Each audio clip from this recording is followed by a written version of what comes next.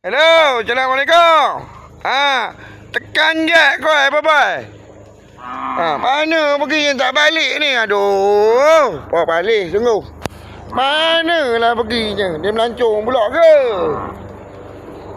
Ada skamer-skamer darat ni ke? Skamer-skamer angin ni? Aduh, bawa balik sungguh.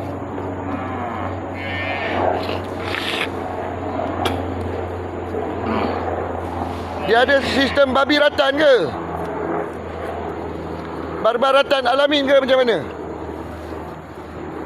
Ada satu sistem baru pula ni, kita tak tahu ni. Keberkatan riba ni tadi ni.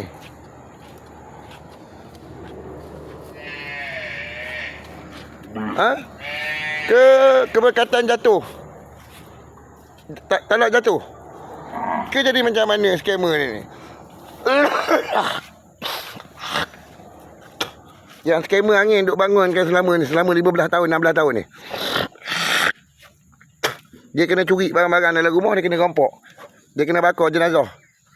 Dia rogol tu, kawan tu jadi jenazah. Dah mati kena bunuh, dia bakar pula. Itu ada keberkatan dia ke? Macam mana? Orang jakim kena tahu, Jaid kena tahu benda ni. Majlis Agama Islam kena tahu. Macam mana istilah keberkatan daripada Allah Ta'ala tadi tu. Tak faham tau.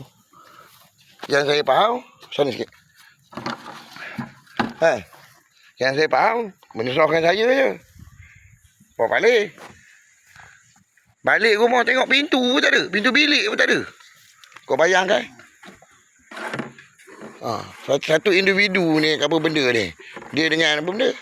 Sari ni dengan Bahrin ni. Bahrin simpang ni. Nak simpan atas bukit dekat rumah Allah. Tak ada tau. Kereta yang separuh pasang, kita separuh body pasang. Untuk projek kita kerja, sambil-sambil kita buat kerja lah. Projek bangsa mekanika gitu kan. Yang dia orang buat review. Hilang, tak ada. Bala balik pula. Dia kata kita masuk penjara pula. Kita kena kerja kat luar. Kena pergi menyelesaikan apa benda isu. Bukan isu lah. Masalah lah.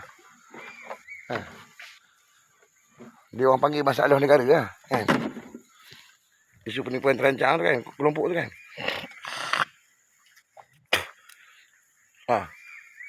Yang ada kaitan dengan Najib Razak tu kan. SRC ke apa benda ke. Pergi saya ke sana itu, insya-Allah.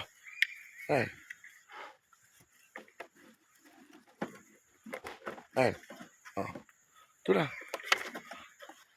Bunuh habis. Pintu bilik pun tak ada. Table top pakai kayu belah sendiri dekat tepi pagar belah situ tu, depan tu. Tepi pagar. Tak ada. Hilang. Aduh.